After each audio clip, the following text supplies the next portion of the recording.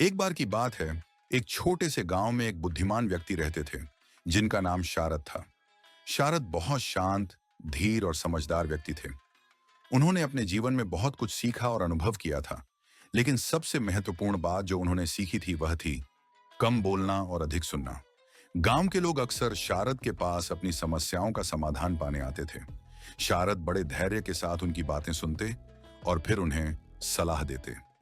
एक दिन एक युवा व्यक्ति जिसका नाम राहुल था, शारद के पास आया। राहुल हमेशा अपने दोस्तों और परिवार के साथ विवादों में फंसा रहता था।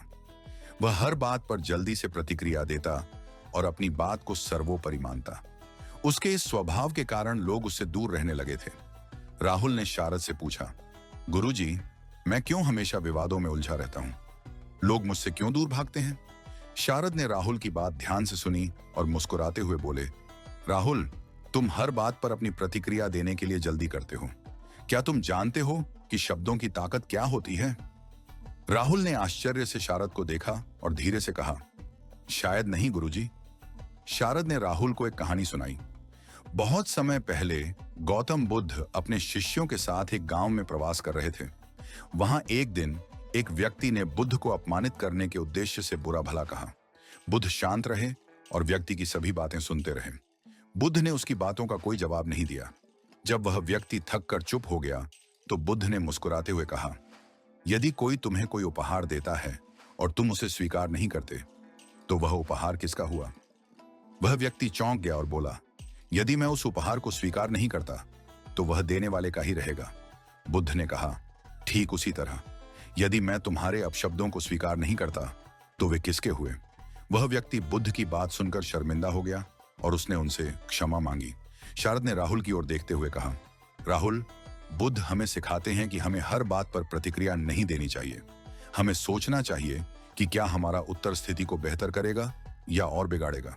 राहुल ने सिर हिलाया और कहा, लेकिन गुरुजी, मुझे कैसे पता चलेगा कि कब बोलना है और कब चुप रहना है?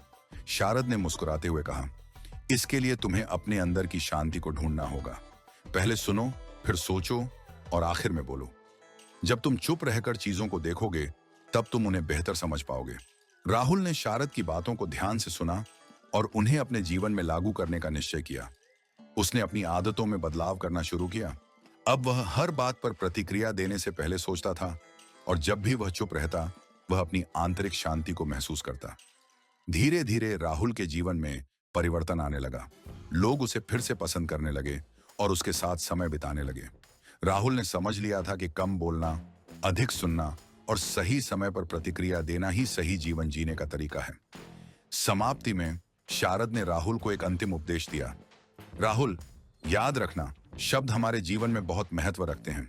वे हमें ऊपर उठा सकते हैं या हमें नीचे गिरा सकते हैं। इसलिए हमेशा सोच समझकर बोलो और जब जरूरी हो तभी बोलो। यही सच्ची बुद्धिमानी है। राहुल ने शारद के चरणों में झुककर आशीर्वाद लिया और एक नया जीवन शुरू किया जिसमें उसने बुद्ध की शिक्षाओं को अपने जीवन का आधार बनाया। अगर आपको यह कहानी पसंद आई हो तो कृपया बुद्धा अपलिफ्ट चैनल को सब्सक्राइब करें।